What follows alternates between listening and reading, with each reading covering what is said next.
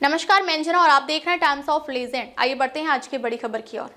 भारत की ब्रह्मोस मिसाइल पर दुनिया का बढ़ा भरोसा, 4 और देश बन सकते हैं खरीदार। खबरें हैं कि ब्रह्मोस एनजी के ट्रायल शुरू हो गए हैं।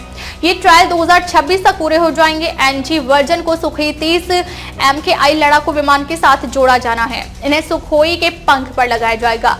भारत की बनाई ब्रह्मोस मिसाइल के फैन दुनिया के कई देश हो गए हैं। फिलीपींस के बाद अब खबरें हैं कि 4 और देशों ने इस सुपरसोनिक क्रूज मिसाइल को हासिल करने में रुचि दिखाई है। हालांकि इसे लेकर सेना या सरकार की तरफ से आधिकारिक तौर पर कुछ नहीं कहा गया है।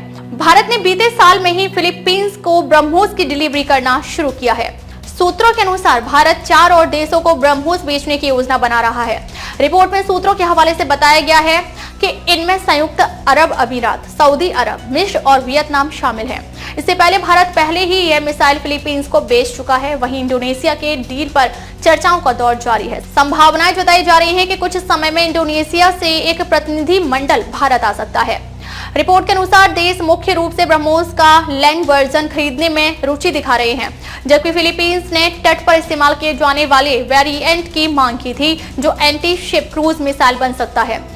इसकी रेंज 290 किलोमीटर होगी। भारत के पास जमीन, समुद्र और हवाई वर्जन मौजूद है। खास बात है कि फिलीपींस उन 6 देशों में से एक है जिनका समुद्री क्षेत्र को लेकर चीन के साथ साउथ चाइना सी में विवाद चल रहा है।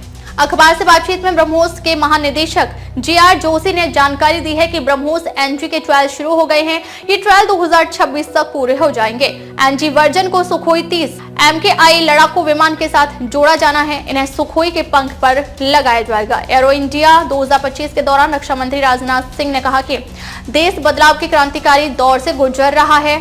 उन्होंने कहा कि हम सभी जानते हैं कि भारत ऐतिहासिक रूप से अपनी रक्षा जरूरतों के लिए आयात पर निर्भर रहा है।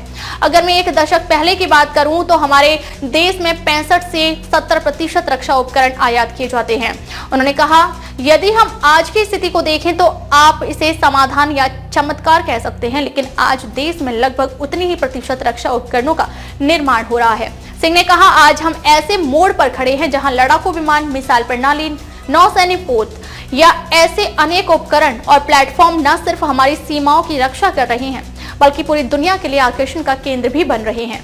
उन्होंने कहा, आज हम छोटे तोपखानों से लेकर ब्रह्मोस और आकाश मिसाइल प्रणाली जैसे बड़े प्लेटफॉर्म तक सब कुछ कई देशों को निर्यात कर रहे हैं। इससे न केवल हमारा रक्षा निर्यात बढ़ रहा है, बल्कि वैश्विक स्तर पर विभिन्न देशों के साथ हमारी नई साझेदारियां भी विकसित और मजबूत हो रही हैं।